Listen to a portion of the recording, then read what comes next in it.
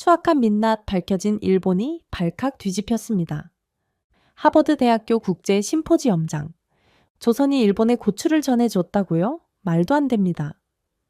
일본 교토대 사토 교수가 비웃듯 말했습니다. 그날 존 스미스 교수는 자신의 20년 연구를 뒤집을 준비를 하고 있었습니다.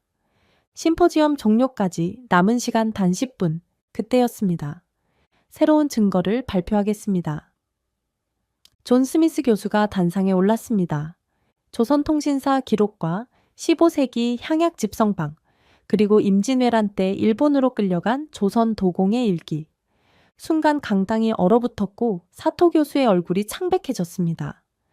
도대체 하버드에서 무슨 일이 있었던 걸까요?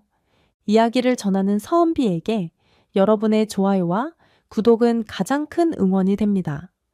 그리고 우리 구독자분들은 지금 어디에서 이 영상을 듣고 계신지 아래 댓글에 나눠주세요.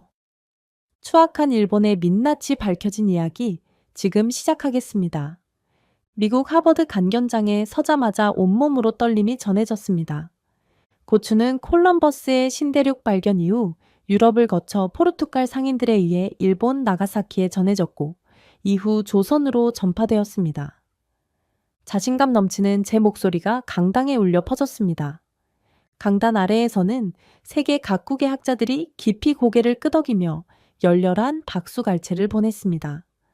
저는 존 스미스, 하버드 대학교 역사학과 교수로 20년간 동아시아 식문화 전파를 연구해왔습니다. 특히 고추의 전파 경로는 제 학문적 정체성과도 같은 주제였습니다. 포르투갈 상인들이 나가사키를 통해 일본에 고추를 전해주었고 그것이 대마도를 거쳐 조선으로 전파된 것은 명백한 역사적 사실입니다. 저는 확신에 찬 목소리로 결론을 내렸습니다. 청중들은 다시 한번 뜨거운 박수로 화답했습니다. 질의응답 시간에 뒷자리에서 한 동양인 학자가 손을 들었습니다. 박민수 교수입니다. 서울대학교 역사학과에서 왔습니다. 그의 목소리는 공손했지만 눈빛에는 확신이 담겨 있었습니다. 스미스 교수님, 정말 훌륭한 발표였습니다만 중요한 역사적 사실이 빠진 것 같습니다. 순간 강연장이 물을 끼얹은 듯 조용해졌습니다. 조선이 일본보다 먼저 고추를 사용했다는 명확한 증거가 있습니다. 향약집 성방이라는 1433년 조선의학서에는 이미 고추를 뜻하는 초자와 고추장에 대한 기록이 있습니다. 그의 말에 저는 당황했지만 침착함을 유지했습니다. 그것은 다른 향신료를 지칭하는 것일 수 있습니다. 고추는 신대륙 작물이기 때문에 콜럼버스 이전에는 동아시아에 존재할 수 없었습니다. 박민수 교수는 미소를 지으며 다른 자료를 꺼냈습니다. 1489년의 구급 간이방에는 고추의 옛 한글 표기인 고초가 명확하게 기록되어 있습니다. 또한 1460년 식료 찬유에는 초장, 즉 고추장 제조법이 상세히 설명되어 있습니다. 청중들 사이에서 술렁임이 일어났습니다. 더 결정적인 증거는 임진왜란 당시 일본 장수 가토, 기요마사가 조선에서 고추를 일본으로 가져갔다는 기록입니다. 일본에서는 이를 고려 후추라고 불렀습니다. 제 심장이 빠르게 뛰기 시작했습니다. 그런 문헌은 본 적이 없습니다. 확인된 자료가 있다면 보여주실 수 있습니까? 박민수 교수는 고개를 끄덕였습니다. 조선통신사 기록에 명확히 나와 있습니다. 만약 임진왜란 때 일본이 조선에서 고추를 가져갔다면 그 시점에 조선에 이미 고추가 있었다는 의미 아닐까요? 이 질문에 강연장은 완전히 술렁였습니다. 옆자리의 일본 학자들은 불편한 기색을 감추지 못했고 몇몇은 서로 귓속말을 주고받았습니다. 흥미로운 관점입니다. 그 자료들을 더 자세히 검토해 볼 필요가 있겠네요. 형식적인 대답을 했지만 제 머릿속은 이미 새로운 의문으로 가득 찼습니다. 강연이 끝나고 청중들이 모여들었습니다. 많은 학자들이 제 이론을 지지하며 격려했지만 박민수 교수의 질문은 여전히 제 마음을 무겁게 했습니다. 정말 훌륭한 발표였습니다. 스미스 교수님.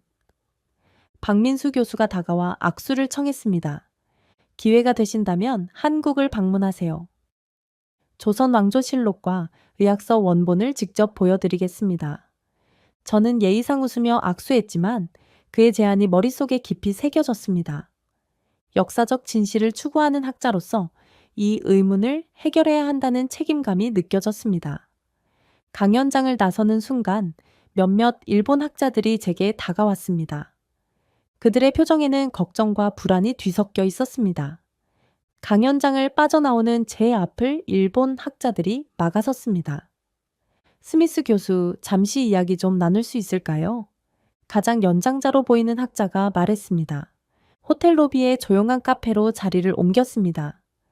오늘 발표는 정말 훌륭했습니다. 사토 교수라고 자신을 소개한 학자가 커피를 마시며 입을 열었습니다. 하지만 박민수 교수의 주장은 신경 쓰지 않으셔도 됩니다. 저는 호기심이 일었습니다. 왜 그렇게 생각하시나요? 사토 교수는 주변을 살피더니 목소리를 낮췄습니다. 그 문서들은 신빙성이 없습니다. 향약 집성방과 부급 간이방 같은 오래된 문헌들 말이죠. 네, 그것들은 후대에 편집되었을 가능성이 높습니다. 다른 일본 학자가 끼어들었습니다. 고추는 남미 원산입니다. 콜럼버스 이전에 동아시아에 존재할 수 없었죠.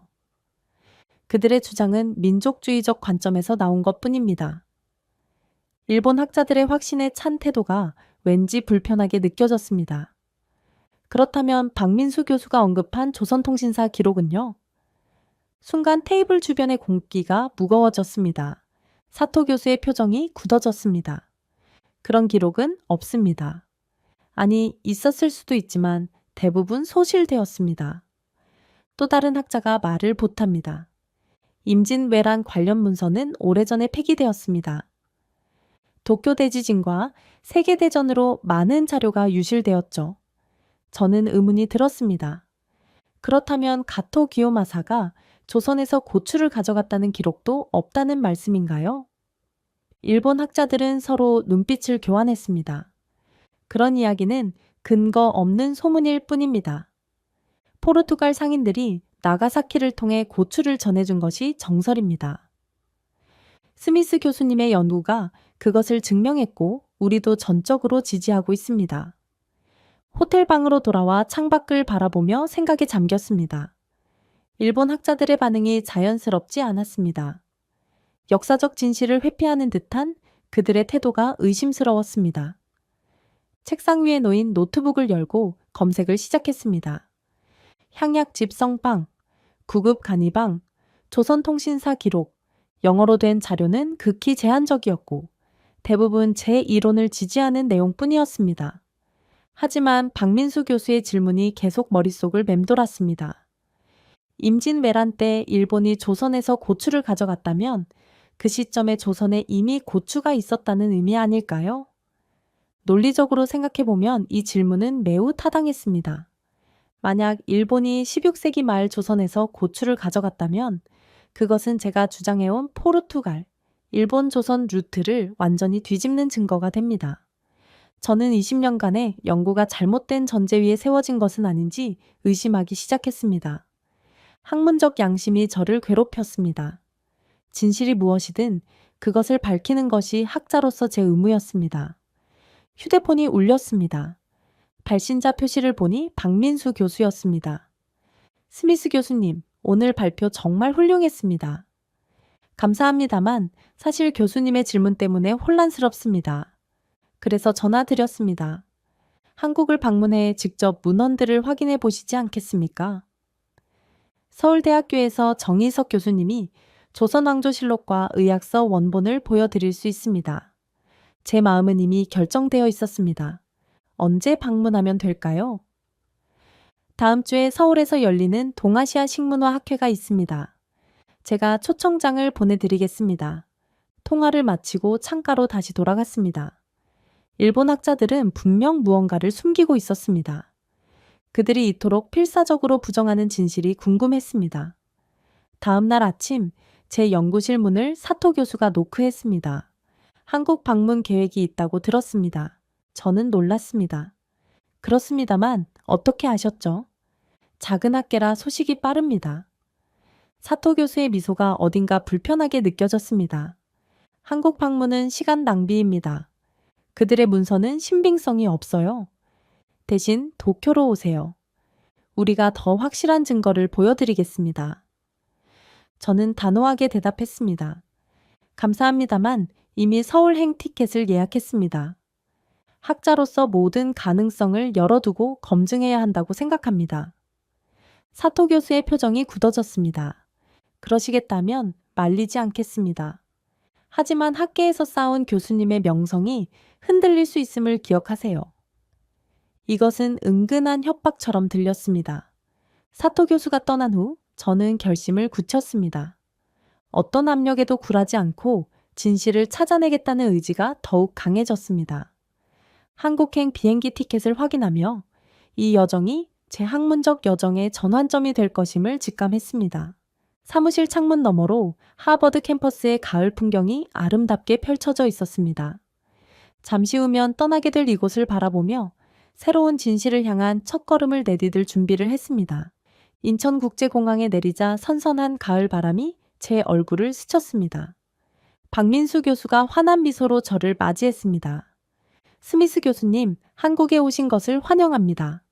초청해 주셔서 감사합니다. 저는 진심으로 답했습니다. 공항에서 서울로 향하는 차 안에서 박민수 교수는 오늘 일정을 설명했습니다.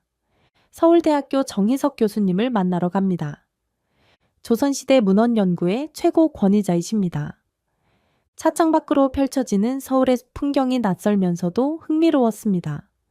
현대적인 고층 빌딩과 전통 건축물이 조화롭게 공존하는 모습이 인상적이었습니다.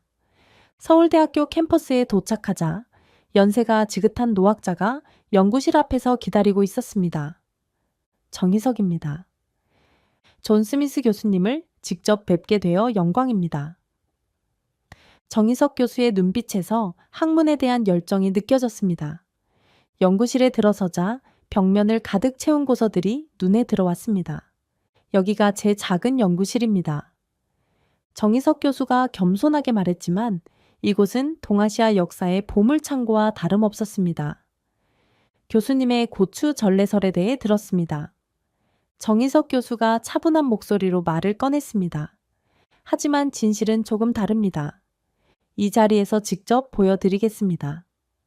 정희석 교수는 조심스럽게 고서 한 권을 꺼냈습니다. 이것이 향약집 성방입니다. 1433년 조선 세종 때 편찬된 의학서입니다. 백면 천 착용한 손으로 조심스럽게 책장을 넘겼습니다. 여기를 보십시오. 정희석 교수가 가리킨 부분에 한자로 초저와 초장, 자오장이라는 글자가 선명했습니다. 이것은 고추와 고추장을 의미합니다. 임진왜란보다 150년이나 앞선 기록입니다. 저는 믿기지 않아 다시 한번 자세히 살펴보았습니다. 하지만 이 초자가 정말 지금의 고추를 의미하는지 어떻게 확신할 수 있죠? 정희석 교수는 미소를 지었습니다. 좋은 질문입니다. 또 다른 고서를 꺼내 보여주었습니다.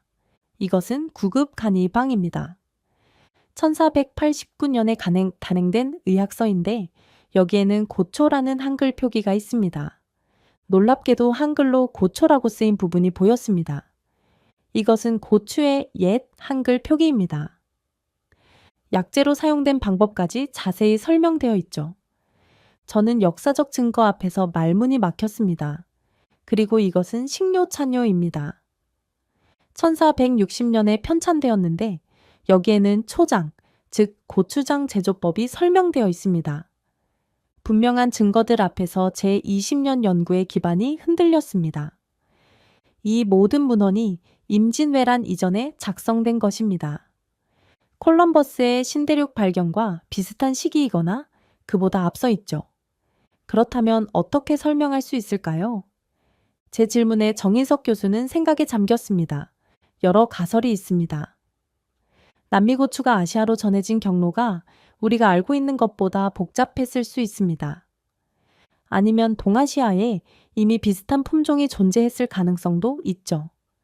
하지만 분명한 것은 임진왜란 이전에 조선에서 이미 고추를 사용했다는 사실입니다. 역사적 증거들이 너무 확실해 반박할 수 없었습니다. 그렇다면 임진왜란과 고추의 관계는 어떻게 된 건가요? 박민수 교수가 답했습니다. 가장 흥미로운 부분입니다. 일본에는 고추를 고려 후추라고 부르는 지역이 있습니다. 그리고 임진왜란에 참전했던 가토 기요마사가 조선에서 고추 종자를 가져갔다는 기록이 있습니다. 즉, 일본이 조선에서 고추를 가져간 것이지 그 반대가 아닙니다. 저는 혼란스러웠습니다. 그런데 왜 일본 학자들은 이런 기록을 부정하는 걸까요? 정희석 교수의 표정이 복잡해졌습니다. 역사는 종종 정치적인 이유로 왜곡되기도 합니다. 일부 일본 학자들에게는 조선이 일본에 문화적 영향을 준 사실을 인정하기 어려울 수 있습니다. 특히 김치처럼 일본에서도 인기 있는 음식의 핵심 재료가 조선에서 전해졌다고 인정하는 것은요. 점심시간이 되어 캠퍼스 내 식당으로 자리를 옮겼습니다. 테이블 위에는 다양한 한국 음식들이 놓였고 그 중에서 빨간 고추장이 담긴 작은 그릇이 눈에 띄었습니다. 이것이 전통 방식으로 만든 고추장입니다. 600년 넘게 이어져 온 발효 방식으로 만들어졌죠.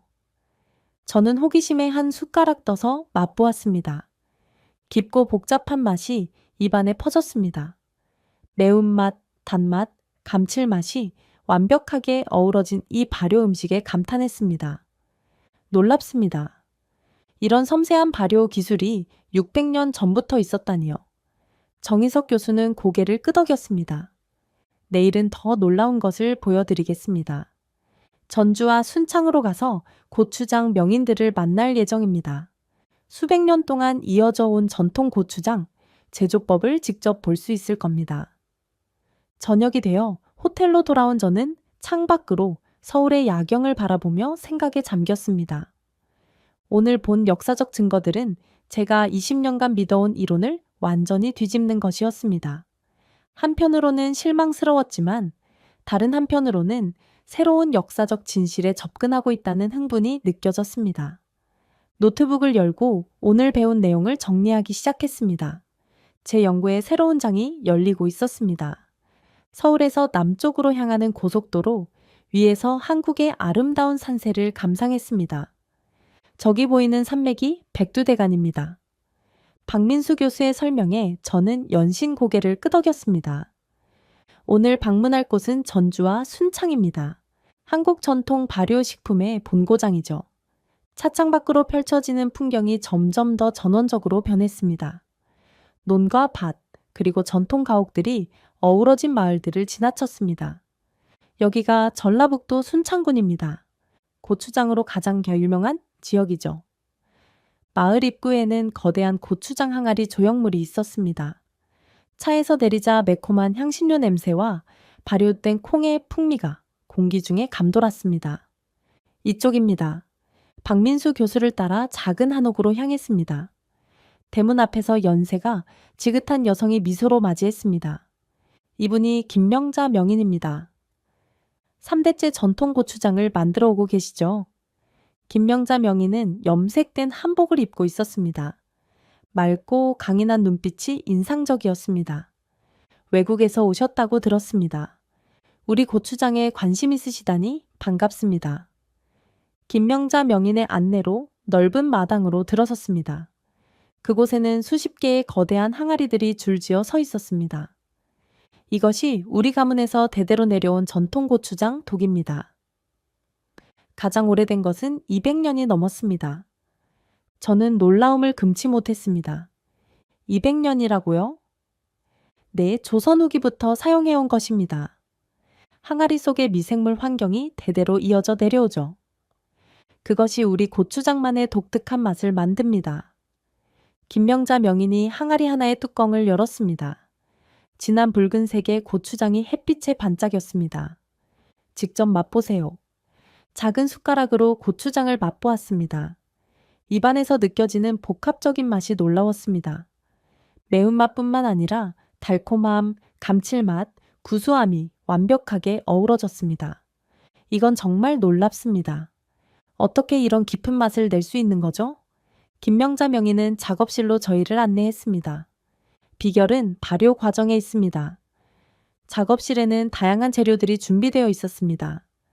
말린 고추, 메주, 찹쌀, 엿기름, 천일염 등이 정갈하게 놓여 있었습니다. 우리 고추장은 5가지 주요 재료로 만듭니다. 고춧가루, 메주가루, 찹쌀, 엿기름, 천일염입니다. 각 재료의 비율과 발효 시간이 맛을 결정합니다. 김명자 명인은 손수 맷돌을 돌려 고춧가루를 갈기 시작했습니다. 우리 집안에서는 600년 동안 이 방식으로 고추장을 만들어 왔습니다. 저는 깜짝 놀랐습니다. 600년이요? 네, 조선 초기부터입니다. 김명자 명인은 뭔가를 기억해내려는 듯 잠시 생각에 잠겼습니다. 우리 고추장은 무학대사와 이성계의 인연으로 시작되었다는 이야기가 전해져요. 무학대사와 이성계요? 네, 고려말 이성계가 왕이 되기 전에 무학대사를 찾아왔을 때였어요. 무학대사가 이성계에게 이 지역 특산물인 고추장을 대접했다고 합니다.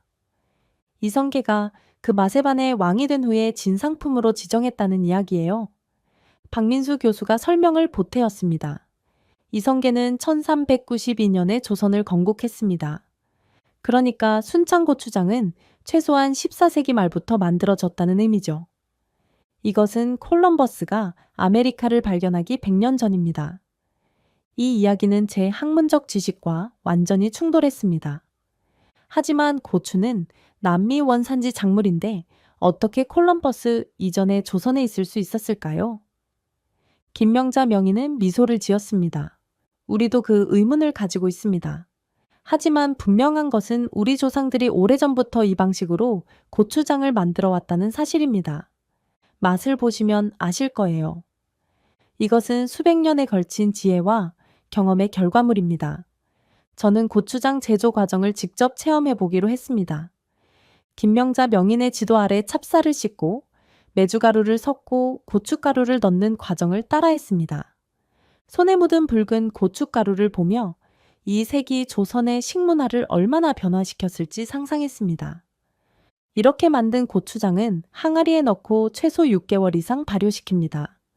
햇빛과 바람, 그리고 계절의 변화가 맛을 만들어가죠. 점심시간이 되자 김명자 명인은 전통 한식 상차림을 준비했습니다. 테이블 위에는 다양한 반찬들과 함께 고추장을 활용한 요리들이 가득했습니다. 비빔밥, 고추장찌개, 고추장 무침 등 붉은색 요리들이 눈길을 끌었습니다. 이 모든 요리에 고추장이 들어갑니다. 한국 음식 문화의 핵심이라고 할 수 있죠. 식사를 마친 후 우리는 김명자 명인 가문의 옛 기록들을 보여달라고 요청했습니다. 김명자 명인은 오래된 나무 상자를 가져왔습니다. 이것은 우리 가문의 비법서입니다. 10대에 걸쳐 전해 내려온 고추장 제조법이 기록되어 있어요. 조심스럽게 책장을 넘기자 낡은 한지에 쓰인 한문과 옛 한글이 보였습니다. 박민수 교수가 내용을 번역해 주었습니다. 여기에는 1760년대의 기록이 있습니다. 당시 이미 완성된 형태의 고추장 제조법이 쓰여 있어요. 이것은 그 방법이 훨씬 더 오래전부터 전해져 왔음을 의미합니다. 해가 기울어갈 무렵 우리는 순창에서의 마지막 일정으로 오래된 사찰을 방문했습니다. 이곳이 만일사입니다. 무학대사가 이성계에게 고추장을 대접했다는 바로 그 사찰이죠. 사찰의 고요한 분위기 속에서 600년 전의 이야기가 눈앞에 펼쳐지는 듯 했습니다. 햇빛이 서서히 산 너머로 넘어가며 사찰을 붉게 물들였습니다. 그 붉은 빛이 고추의 색과 묘하게 닮아 있었습니다. 서울로 돌아가는 길 자동차 안에서 오늘의 경험을 정리했습니다. 직접 본 역사적 증거들은 제가 알고 있던 고추의 역사와 충돌했지만 부정할 수 없는 현실이었습니다. 내일은 어디로 갈 예정인가요? 서울대학교 도서관입니다. 최근 복원된 조선통신사 기록을 확인할 예정이에요. 그곳에서 임진왜란과 고추의 관계에 대한 결정적인 증거를 찾을 수 있을 겁니다. 서울대학교 중앙도서관의 특별 보존실 앞에 섰습니다. 정희석 교수가 보안 카드를 대고 무거운 철문을 열었습니다. 이곳은 국보급 문헌들을 보관하는 곳입니다. 일반인에게는 공개되지 않는 장소죠. 서늘한 공기가 느껴지는 보존실 안으로 들어갔습니다. 온도와 습도가 철저하게 관리되는 공간이었습니다. 최근에 일본에서 환수된 조선통신사 관련 문서들이 이곳에 있습니다. 정희석 교수가 흰 장갑을 끼고 특별 보관함을 조심스럽게 열었습니다. 이 문서들은 오랫동안 일본 규슈의 한 사찰에 보관되어 있었습니다. 2년 전에야 한국으로 돌아왔죠. 낡은 한지의 먹으로 쓰인 문서들이 눈앞에 펼쳐졌습니다. 이것이 1596년 조선통신사의 기록입니다. 임진왜란 중에 일본으로 파견된 사신들의 보고서입니다. 저는 한자로 빼곡히 쓰인 문서를 자세히 들여다보았습니다. 제가 해석해 드리겠습니다. 정희석 교수가 천천히 읽기 시작했습니다. 외장가토 기요마사가 조선의 고초고추를 보고 그 붉은색과 매운맛에 감탄하여 종자를 가져갔다. 그는 이것이 외국에 없는 것이라 하며 크게 기뻐하였다. 저는 놀라움을 감출 수 없었습니다. 이것은 결정적인 증거군요. 네, 그리고 여기 더 중요한 기록이 있습니다. 정희석 교수가 다른 문서를 가리켰습니다. 이것은 1604년 도쿄 근교 지역의 농사 기록입니다. 조선에서 가져온 붉은 고초 고려우추만들을 심기 시작하였다. 처음에는 잘 자라지 않았으나 이제 점차 적응하고 있다. 이 기록들은 너무나 명확했습니다. 일본이 조선에서 고추를 가져갔다는 사실을 부정할 수 없었습니다. 그런데 왜 일본 학자들은 이런 기록들을 인정하지 않는 걸까요? 정희석 교수의 표정이 굳어졌습니다. 그건 말을 잇지 못하던 정희석 교수 대신 박민수 교수가 대답했습니다. 일부 일본 학자들은 이런 문서들의 존재를 알고 있었습니다. 하지만 의도적으로 무시했죠. 일본 문화의 독창성과 우월성을 주장하기 위해서요.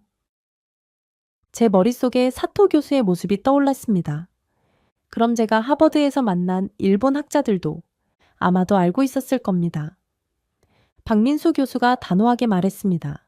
특히 사토 교수는 이 분야 전문가입니다. 이 문서들의 존재를 모를 리가 없죠. 저는 배신감과 분노가 밀려왔습니다. 20년간 쌓아온 제 학문적 신뢰가 무너지는 순간이었습니다. 하지만 이 문서들이 진짜라는 증거는 무엇인가요? 역사학자로서의 객관성을 유지하려 노력했습니다.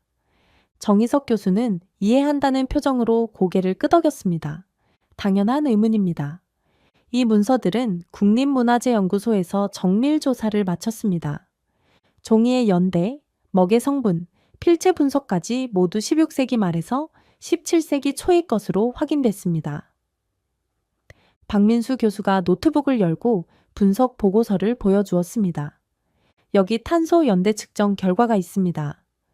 문서의 한지는 1580년대에서 1600년대 초 제작된 것으로 분석됐습니다. 또한 필적 분석 결과 당시 조선통신사의 일원이었던 황윤길의 필체와 일치합니다. 이 모든 증거들은 부정할 수 없이 확실했습니다. 또 하나 중요한 증거가 있습니다. 정희석 교수가 다른 서류처를 꺼냈습니다. 이것은 일본 측 기록입니다. 에도시대 초기의 농업 지침서인데 여기에도 고려 후추에 대한 기록이 있습니다. 문서에는 분명히 고려에서 온 붉은 향신료라는 표현이 사용되었습니다. 저는 모든 증거를 종합하기 시작했습니다. 그렇다면 역사적 사실은 이렇군요. 조선은 이미 15세기부터 고추를 사용하고 있었고 임진왜란 때 일본이 이를 가져갔다. 그리고 일본에서는 이것을 고려 후추라고 불렀다. 정희석 교수와 박민수 교수가 동시에 고개를 끄덕였습니다. 이런 증거들이 있는데도 왜 일본 학자들은 계속해서 포르투갈 전래설을 주장하는 걸까요? 정희석 교수가 깊은 한숨을 내쉬었습니다. 역사 연구는 종종 민족적 자존심과 얽히게 됩니다. 일부 일본 학자들에게는 김치와 같은 대표적인 한국 음식의 핵심 재료가 조선에서 전해졌다는 사실을 인정하기 어려웠을 겁니다. 그래서 포르투갈 상인을 통해 일본에 먼저 전해졌다는 이론을 선호했던 거죠. 저는 전화기를 꺼내 사진을 찍기 시작했습니다. 이 증거들을 하버드 학회에 가져가서 발표하겠습니다. 역사적 진실을 바로잡아야 합니다. 그때 정희석 교수의 전화가 울렸습니다. 짧은 통화 후 정희석 교수의 표정이 밝아졌습니다. 놀라운 소식이 있습니다. 방금 국립박물관에서 연락이 왔는데 임진왜란, 당시 포로로 일본에 끌려갔던 도공의 일기가 발견되었다고 합니다. 그 일기에도 가토 기요마사가 고추 종자를 가져갔다는 기록이 있다고 하네요. 이는 또 다른 결정적인 증거였습니다.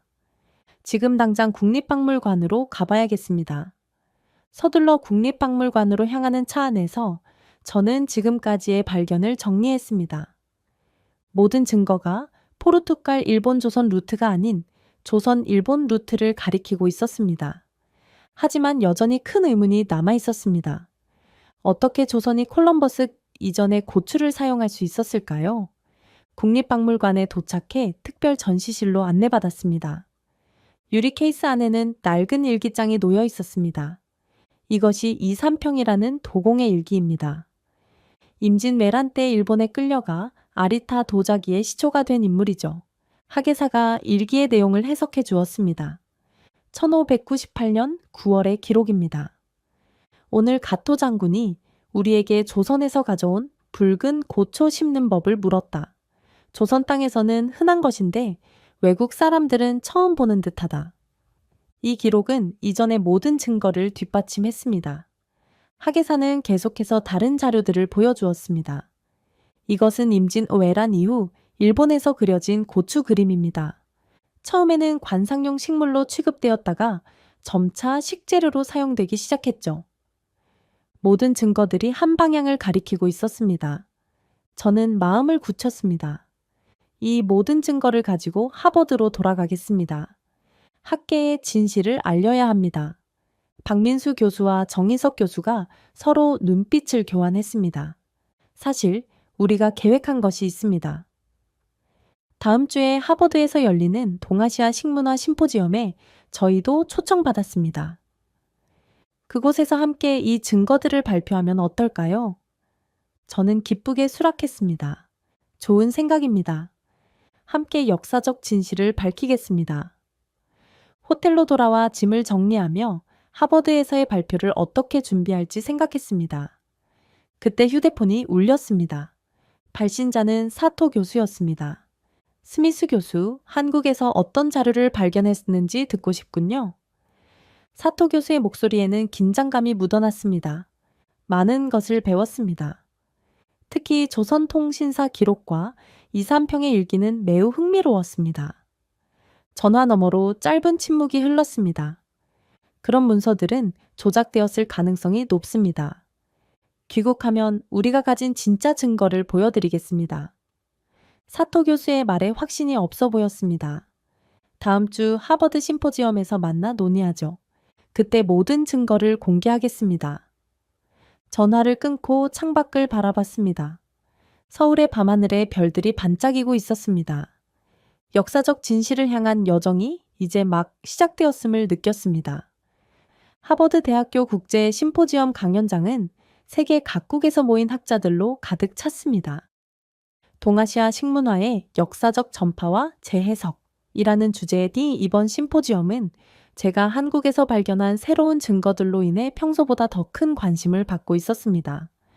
무대 뒤에서 준비를 하며 긴장된 마음을 가라앉히려 노력했습니다. 한국에서 가져온 문서들의 사진과 번역본, 그리고 분석 자료들을 다시 한번 점검했습니다. 박민수 교수와 정희석 교수는 이미 자리에 앉아 있었고 일본 학자들의 자리도 보였습니다. 사토 교수의 표정은 굳어 있었습니다. 5분 후에 시작합니다. 진행자의 안내를 받고 심호흡을 했습니다. 20년간 믿어온 이론을 뒤집는 발표를 앞두고 있었기 때문에 제 마음은 복잡했습니다. 하지만 진실을 밝히는 것이 진정한 학자의 사명이라고 스스로를 다독였습니다. 이번 심포지엄의 기조 연설자 존 스미스 교수를 소개합니다. 박수 소리와 함께 무대에 올랐습니다. 안녕하십니까, 여러분?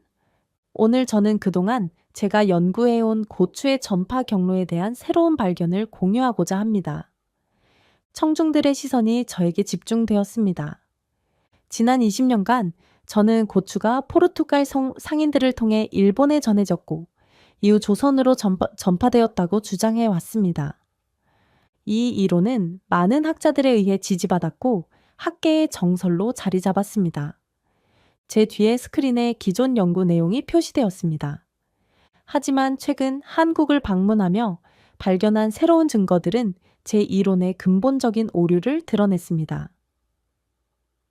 청중석에서 작은 소란이 일었습니다. 첫 번째 증거는 조선시대 의학서입니다. 스크린에 향약집성방과 구급간이방의 사진이 나타났습니다. 1433년에 향약집성방과 1489년의 구급간이방에는 이미 고추와 고추장에 대한 기록이 명확히 남아 있습니다. 사진을 확대하여 관련 기록을 표시했습니다. 특히 구급간이방에서는 고초라는 한글 표기가 확인됩니다. 이 기록들은 임진왜란보다 100년 이상 앞선 것들입니다. 일본 학자들의 자리에서 불편한 기색이 역력했습니다. 두 번째 증거는 최근 발견된 조선통신사 기록입니다. 스크린에 조선통신사 문서의 사진이 표시되었습니다. 1596년 임진왜란 중에 작성된 이 기록에는 외장가토 기요마사가 조선의 고초를 보고 그 붉은색과 매운맛에 감탄하여 종자를 가져갔다고 명시되어 있습니다. 청중들 사이에서 놀라움의 소리가 들렸습니다. 또한 1604년 일본 농사 기록에는 조선에서 가져온 붉은 고초를 심기 시작하였다는 내용이 있습니다. 일본에서는 이를 고려후추라고 불렀다는 기록도 확인됩니다. 사토 교수가 자리에서 일어나려다 다시 앉았습니다. 세 번째 증거는 임진왜란 때 일본에 끌려간 조선 도공 이삼평의 일기입니다. 이 일기에는 가토 장군이 우리에게 조선에서 가져온 붉은 고초 심는 법을 물었다는 기록이 있습니다. 이 모든 증거들이 명확한 한 가지 사실을 가리키고 있었습니다. 이 증거들을 종합해 볼 때 역사적 사실은 다음과 같습니다. 조선은 이미 15세기부터 고추를 사용하고 있었고 임진왜란 때 일본이 이를 조선에서 가져갔습니다. 즉 포르투갈에서 일본으로 그리고 조선으로 전해졌다는 제 기존 이론은 잘못된 것이었습니다. 강연장, 아니 완전히 조용해졌습니다. 하지만 여기서 새로운 의문이 생깁니다. 어떻게 조선이 콜럼버스의 신대륙 발견 이전에 고추를 사용할 수 있었을까요? 이에 대해서는 몇 가지 가설이 있습니다. 첫째, 중앙아시아를 통한 다른 전파 경로가 있었을 가능성. 둘째, 현재 우리가 알고 있는 것보다 동아시아와 아메리카 대륙 간의 접촉이 더 일찍부터 있었을 가능성. 셋째, 동아시아의 고추와 유사한 향신료가 이미 존재했고 이것이 남미 고추와 혼동되었을 가능성. 이 의문에 대한 연구는 앞으로도 계속되어야 할 것입니다. 제 발표가 끝나자 강연장은 한동안 침묵에 휩싸였다가 곧 열렬한 박수가 터져나왔습니다. 많은 학자들이 질문을 위해 손을 들었습니다. 첫 번째 질문은 역시 사토 교수에게서 나왔습니다. 스미스 교수, 그 문서들의 진위를 어떻게 확신할 수 있습니까? 한국 측이 주장하는 문서들은 후대에 조작되었을 가능성도 있지 않습니까?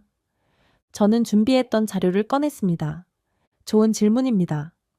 이 문서들은 모두 국립문화재연구소의 정밀 분석을 거쳤습니다. 탄소 연대 측정 결과 향약집성방과 구급간이방은 실제로 15세기에 제작된 것으로 확인되었습니다. 또한 조선통신사 기록은 16세기 말 종이와 먹이 사용된 것으로 분석되었습니다. 스크린에 분석 보고서가 표시되었습니다. 더불어 일본 측 기록인 에도시대 농업 지침서에도 고려 후추에 대한 기록이 있습니다. 이 문서는 교토대학교 도서관에 보관 중인 것으로 사토 교수님도 잘 알고 계실 겁니다. 사토 교수의 얼굴이 창백해졌습니다. 실제로 저희가 가장 궁금한 것은 왜 이런 명백한 역사적 증거들이 지금까지 학계에 제대로 알려지지 않았는가 하는 점입니다. 청중들이 다시 소란스러워졌습니다. 사토 교수님, 혹시 이 문서들의 존재를 알고 계셨습니까? 날카로운 제 질문에 강연장은 완전히 조용해졌습니다. 사토 교수는 잠시 침묵하다가 자리에서 일어났습니다. 알고 있었습니다.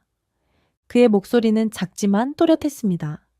하지만 우리는 그 문서들이 역사적 맥락에서 재해석되어야 한다고 생각했습니다. 고려 후추라는 표현이 실제 고추를 의미하는지 아니면 다른 향신료를 지칭하는 것인지 확신할 수 없었습니다. 저는 고개를 저었습니다. 사토 교수님, 모든 증거가 가리키는 진실을 왜곡하려 하셨습니까? 학문은 진실을 추구하는 것이 아닙니까? 사토 교수는 한숨을 내쉬었습니다. 때로는 민족적 자부심이 학문적 객관성을 가리기도 합니다. 저희 역시 실수를 했습니다. 스미스 교수님의 용기 있는 발표에 경의를 표합니다. 사토 교수의 예상치 못한 고백에 강연장은 다시 한번 박수로 가득 찼습니다. 이날의 발표는 동아시아 식문화 역사 연구의 새로운 장을 열었습니다. 심포지엄이 끝나고 많은 언론사들이 인터뷰를 요청했습니다. 스미스 교수님, 20년간의 연구를 뒤집는 이번 발표가 앞으로의 학문적 경력에 어떤 영향을 미칠 것으로 예상하십니까? 저는 미소를 지으며 대답했습니다. 진정한 학자라면 새로운 증거 앞에서 자신의 이론을 수정할 수 있어야 합니다. 이것이 학문의 발전 방식이고 진실을 향한 여정입니다. 기자들의 질문에 답하면서도 제 머릿속에는 이미 새로운 연구 계획이 그려지고 있었습니다. 박민수 교수와 정희석 교수가 다가와 진심 어린 축하의 말을 전했습니다. 용기 있는 발표였습니다. 역사적 진실을 밝히는 데 기여해 주셔서 감사합니다. 저는 두 교수의 손을 꼭 잡았습니다. 제가 감사해야 할 분들은 바로 두 분입니다. 이 발견이 한국과 일본, 그리고 세계 학계 간의 더 솔직하고 생산적인 대화로 이어지길 바랍니다. 그날 밤 호텔방에서 창밖을 바라보며 깊은 생각에 잠겼습니다. 때로는 진실이 우리가 믿고 싶은 것과 다를 수 있지만 그것을 받아들이는 용기가 진정한 학자의 자세임을 다시 한번 깨달았습니다. 노트북을 열고 새로운 연구 계획을 정리하기 시작했습니다. 이번 경험은 끝이 아니라 새로운 시작이었습니다. 심포지엄 다음 날 하버드 대학교 역사학과 세미나실에서 소규모 학술 모임이 열렸습니다. 전 세계에서 온 식문화 역사 전문가들과 함께 고추 전파 경로에 대한 심층적인 논의를 이어갔습니다. 어제 발표는 정말 충격적이었습니다. 영국 옥스퍼드 대학의 윌슨 교수가 말했습니다. 식민지 시대 이후 서구 중심적 역사관이 얼마나 깊이 뿌리내렸는지 보여주는 사례군요. 저는 고개를 끄덕였습니다. 사실 제 자신도 그런 관점에서 자유롭지 못했습니다. 남미에서 유럽을 거쳐 동아시아로 전파되었다는 단순한 경로만 생각했으니까요. 박민수 교수가 의견을 보탑니다. 역사는 우리가 생각하는 것보다 훨씬 복잡합니다. 문명 간의 교류는 우리가 기록으로 남긴 것보다 더 오래전부터 더 다양한 경로로 이루어졌을 가능성이 높습니다. 이 말에 많은 학자들이 동의했습니다. 그렇다면 이제 우리에게 남은 가장 큰 의문은 프랑스 소르본 대학의 듀부아 교수가 물었습니다.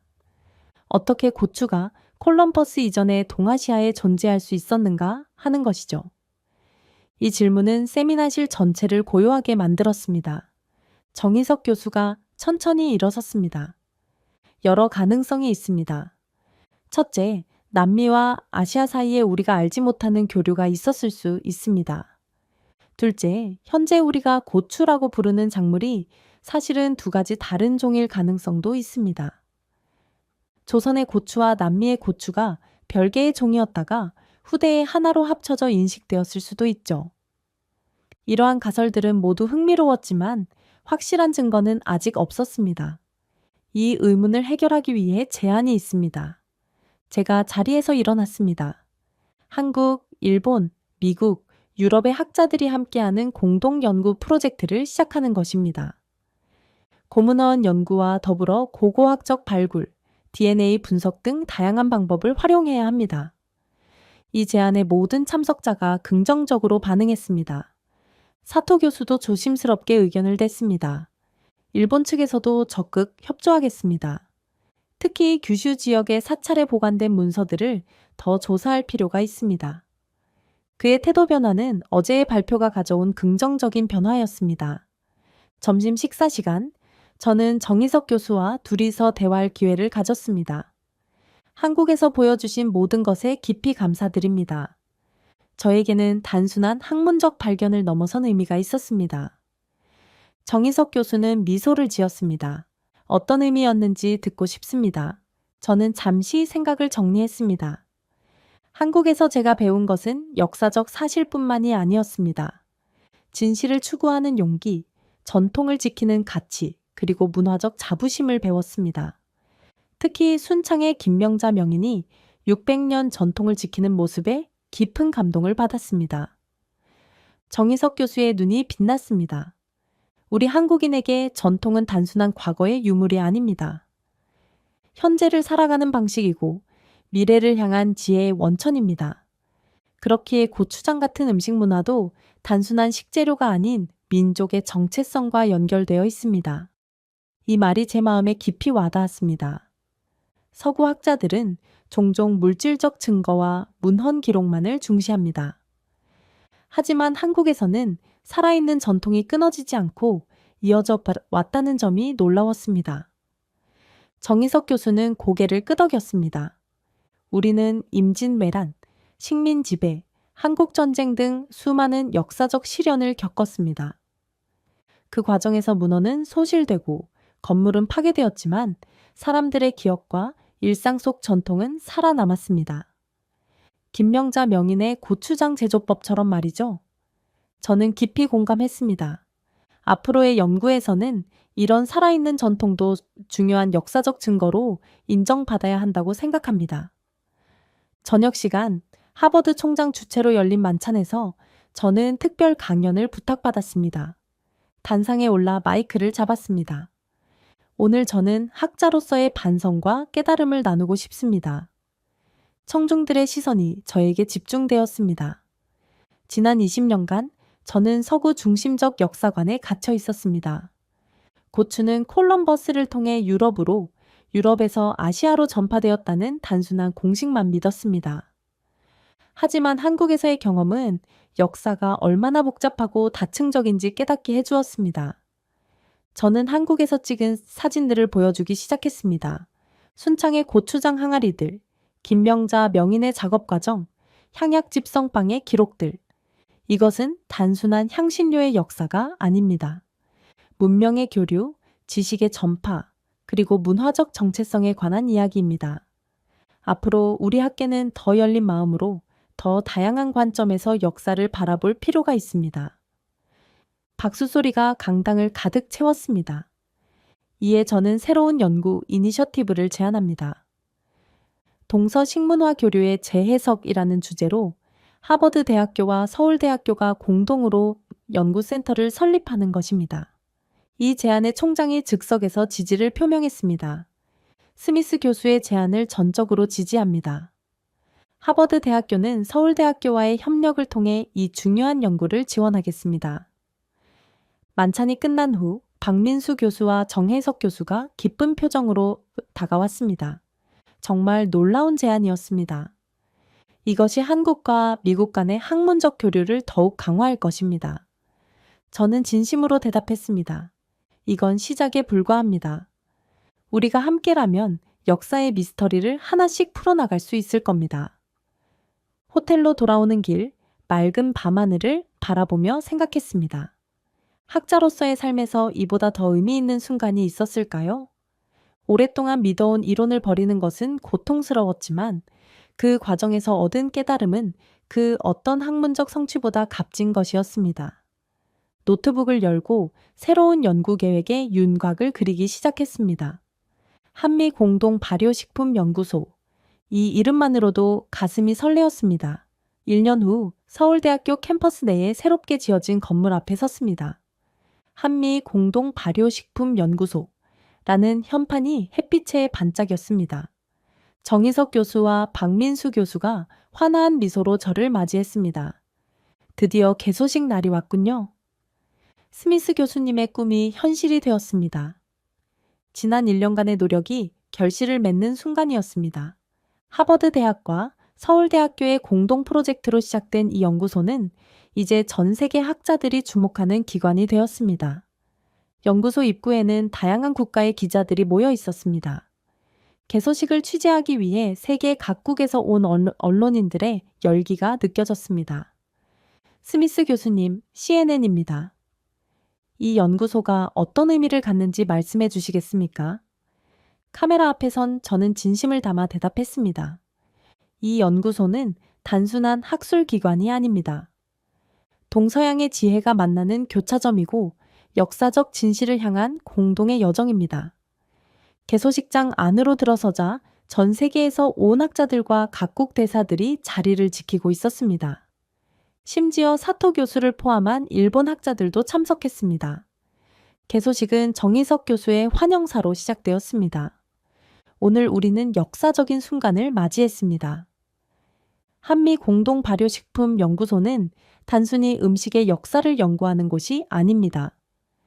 문명의 교류, 지식의 전파, 그리고 문화적 정체성을 탐구하는 공간입니다. 이어서 하버드 총장이 축사를 전했습니다.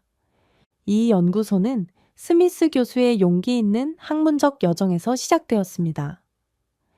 자신의 오랜 이론을 뒤집을 수 있는 학자적 양심이 없었다면 오늘의 성과는 불가능했을 것입니다. 제가 단상에 오를 차례가 되었습니다. 청중들을 바라보며 깊은 감사의 마음을 느꼈습니다. 1년 전 저는 하버드 심포지엄에서 20년간의 연구를 뒤엎는 발표를 했습니다. 그때만 해도 이렇게 큰 변화가 일어날 줄은 몰랐습니다. 연단 위의 대형 스크린에는 지난 1년간의 성과가 슬라이드쇼로 펼쳐졌습니다. 우리 연구소의 첫 번째 성과를 발표하게 되어 기쁩니다. 청중들이 귀를 기울였습니다. 고추의 DNA 분석 결과 조선시대 문헌에 기록된 초와 현대의 고추는 유전적으로 연관성이 있음이 확인되었습니다. 이 발표에 청중들 사이에서 탄성이 흘러나왔습니다. 더 놀라운 것은 한국의 전통 항아리에서 발견된 15세기 토기, 조각에서 고추의 흔적이 발견되었다는 점입니다. 이는 임진왜란 이전에 이미 한국에서 고추가 사용되었다는 물리적 증거입니다. 박수 소리가 강당을 가득 채웠습니다. 하지만 여전히 풀리지 않은 의문이 있습니다. 어떻게 고추가 콜럼버스 이전에 동아시아에 존재할 수 있었는가? 이에 대해 우리 연구팀은 새로운 가설을 제시합니다. 청중들의 시선이 더욱 집중되었습니다. 최근 중국 윈난성에서 발견된 고대 무역로에 대한 연구에 따르면 기원전부터 남미와 아시아 사이에 간접적인 교류가 있었을 가능성이 제기되고 있습니다.